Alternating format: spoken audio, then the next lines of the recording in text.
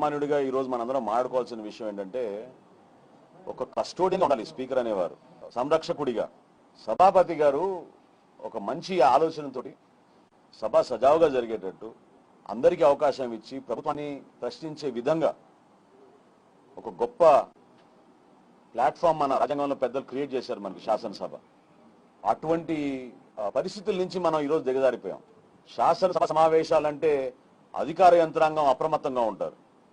ఎప్పుడు ఏ రోజు ఎవరు అడుగుతారు, సమాచారం ఎక్కడి నుంచి తీసుకొచ్చి అందించాలి, సరిగ్గా పనిచేస్తున్నారు లేదా అని ప్రశ్నించడానికి గొప్ప వేదిక శాసనసభ.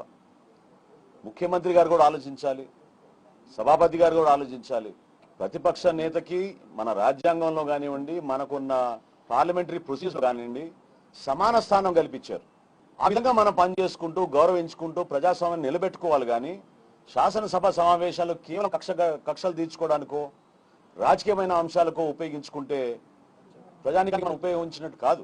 ప్రజలు మీకు మిమ్మల్ని ఆశీర్వదించి పంపించేది ఆ చట్టసభలకి మీరు జాగ్రత్తగా ఆలోచించి చట్టాలు చేసి ప్రజలకు ఉపయోగపడతారని పంపిస్తారు. మీరు చేసింది ఏంటి? హడావుడిగా 6 చట్టాలు తీసుకొచ్చారు. చట్టాలు ప్రవేశపెట్టిన తర్వాత 14 సమయం ఇవ్వాలి మన శాసనసభలో. ఎందుకు? చర్చించుకోవడానికి, ఆలోచించడానికి. అనాలోచిత నిర్ణయాలతోటి మీరు చట్టసభల్లో చట్టాలు తీసుకొచ్చి ఈరోజు మళ్ళీ రివర్స్ టెండరింగ్ మొదలు పెట్టారు. అక్కడ కూడా శాసన మండలిని రద్దు చేసిన తీర్మానం మీరేగా చేసింది. 3 రాజధానులు రద్దు చేసిన తీర్మానం మీరేగా చేసింది. ఆ జ్ఞానం లేదు. పోనీ సుదీర్ఘంగా అవగాహన ఉన్న వ్యక్తి అయితే మీకు అడ్వైస్ చేయగలుగుతారు. హడావుడిగా చేసే కార్యక్రమాలు ఇవి.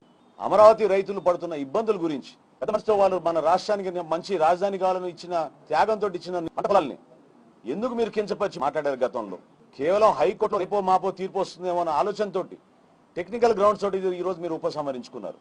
రేపటి రోజు జనసేన పార్టీ నుంచి మేము అందరం కూడా అమరావతి రైతులకి అండగా నిలబడుతూ వాళ్ళతో పాటు ఆ మహాపాదయాత్రలో మేము కూడా పాల్గొనబోతున్నాం. మొదటి రోజు నుంచి పవన్ కళ్యాణ్ గారు అందరికన్నా ముందు నిలబడి రైతాంగానికి ఇచ్చిన మాట మేరకు ప్రభుత్వం నిలబడాలి, గౌరవించాలనే దానిపైన మేము ఎప్పుడు కూడా వాళ్ళకి మద్దతు పలుకుతూనే ఉన్నాం. రేపటి రోజు కూడా మేము పాదయాత్రలో పాల్గొనబోతున్నాం.